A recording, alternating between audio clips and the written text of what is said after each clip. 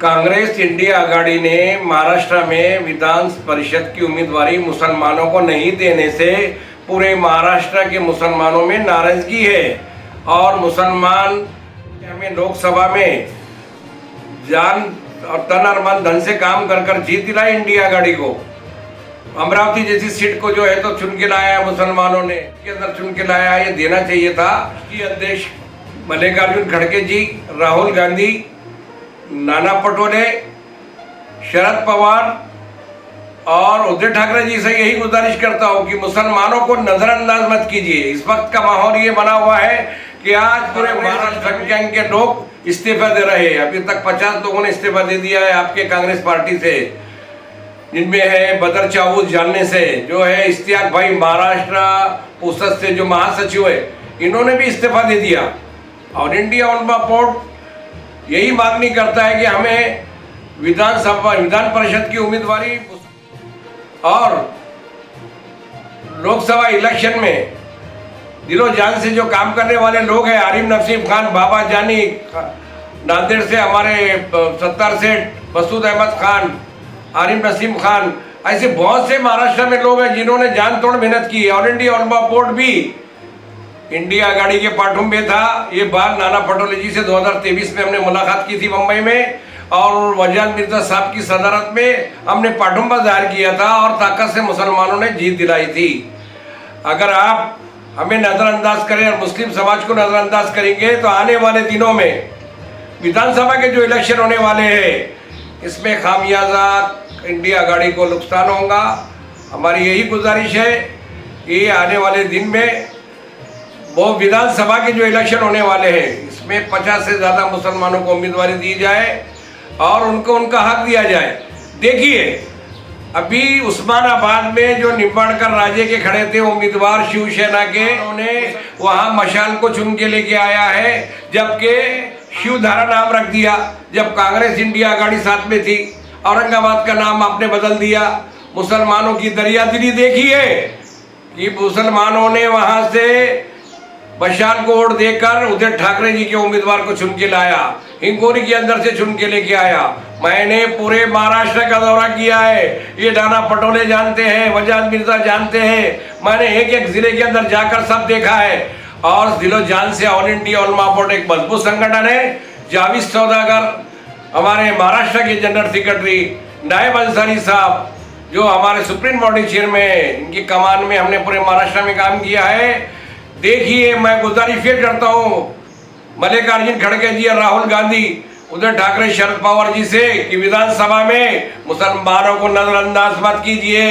मैंने महाराष्ट्र में देखा है, जब मैं विधानसभा के अंदर पूरे महाराष्ट्र में काम कर रहा था, तो डॉक्टर वजाद मिर्जा जो एमडी है, वक्फ बोर्ड के चेयरमैन है, वजाद मिर्जा के कांटेक्ट में पूरे महाराष्ट्र के मुसलमान इसलिए थे कि वो वक्फ बोर्ड के चेयरमैन बनने के बाद पूरे महाराष्ट्र के तालुके का एक एक गांव का दौरा किया, मस्जिद, दरगाह, कब्रस्तान को बचाने के लिए काम किया, और उनकी पहचान एक बहुत बड़ी तादाद में बन गई और बहुत सारे लोग वजाद मिर्जा के कांटेक्ट में आ गए। आज वजाद मिर्जा और उनकी टीम के जो नीचे के लोग हैं, बदर चाऊस वगैरह जो है, मैं नाना पटोले जी को मैसेज देना चाहता हूं कि आप अभी हमारे मुसलमान के बारे में सोचिए कि हमारे वोटों तो आपको चाहिए, हम देने के लिए तैयार हैं। आपने कहा था कि हमें लोकशाही आघाड़ी के साथ जाना है, हम लोकशाही आघाड़ी के साथ जाकर काम कर रहे हैं। हमने शरद पवार जी का प्रचार किया और मुसलमानों ने पूरे हिंदुस्तान में, मैं महाराष्ट्र की बात नहीं कर रहा हूं, पूरे हिंदुस्तान में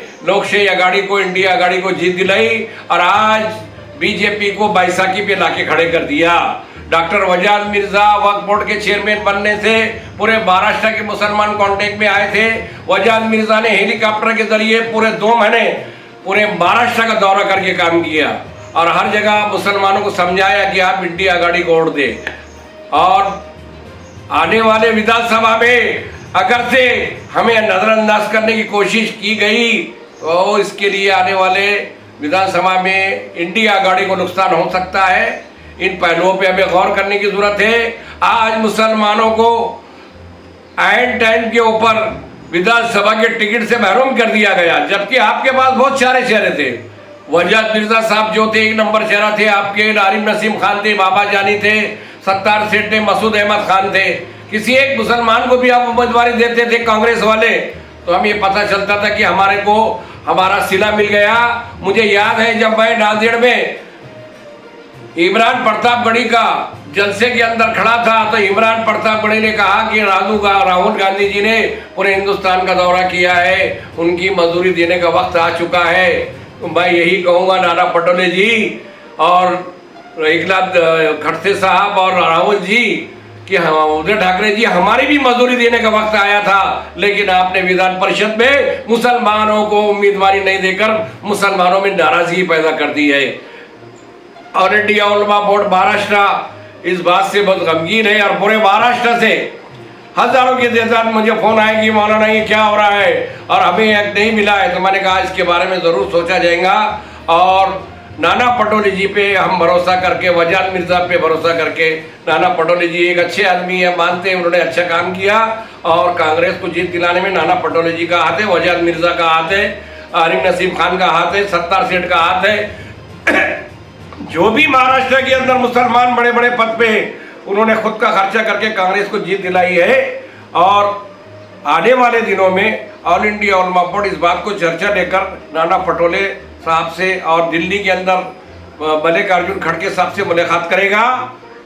महाराष्ट्र में इस वक्त इंडिया आघाड़ी और कांग्रेस के जो मुस्लिम समाज के लोग हैं उनमें एक बहुत बड़ी नाराजगी इस वक्त पैदा हुई है और लोग नाराज है विधान परिषद की उम्मीदवारी मुसलमानों को नहीं मिलने से।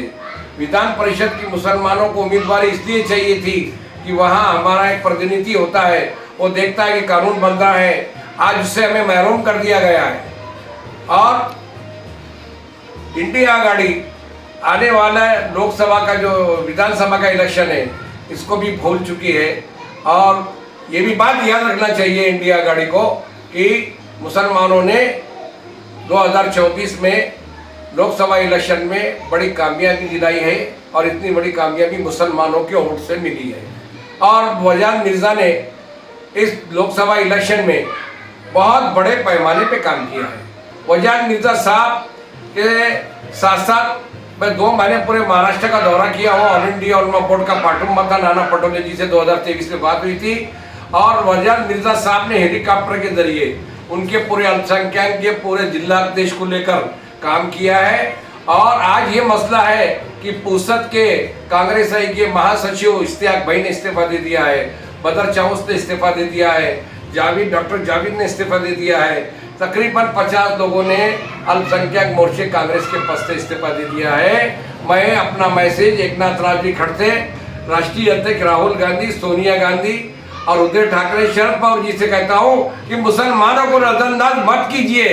इन्हीं की बदौलत आपने कई सालों तक सत्ता की है केंद्र में और स्टेट में, और आने वाले दिनों के अंदर अगर हम मुसलमान को नजरअंदाज करेंगे इसका खामियाजा आने वाले विधानसभा में जो इलेक्शन होने जा रहे हैं 3 महीने के बाद मुसलमानों को भुगतना पड़ेगा। नाना पटोले जी ने मुंबई में मुझसे कहा था, जावेद सौदागर, नाइब अंसारी से कहा था कि हमें दिलो जान से लोकसभा इलेक्शन जीतना है, लड़ना है। 2019 में बीजेपी इंडिया आघाड़ी ने 41 सीट जीती, ये बारी को सबसे ज्यादा सीटें इंडिया आघाड़ी ने जीती है और नाना पटोले ने और उद्धव ठाकरे साहब इन्होंने मिलकर काम किया है। अब नाना पटोले जी एक नेता है और एक समझदार आदमी है। मुझे उनके साथ भंडारा में एक वक्त काम करने का मौका मिला और इस वक्त नाराजगी को दूर करने का मौका है। इस पे जल्द से जल्द इंडिया आघाड़ी की बैठक होनी चाहिए, उसके ऊपर निर्णय लेना चाहिए कि मुसलमानों की महाराष्ट्र में भागीदारी है या नहीं, मुसलमानों को न्याय देना है या नहीं। यही बात करके मैं अपनी बात खत्म करता हूँ। ऑल इंडिया उलमा बोर्ड, मौलवी उस्मान रहमान शेख, महाराष्ट्र सदर।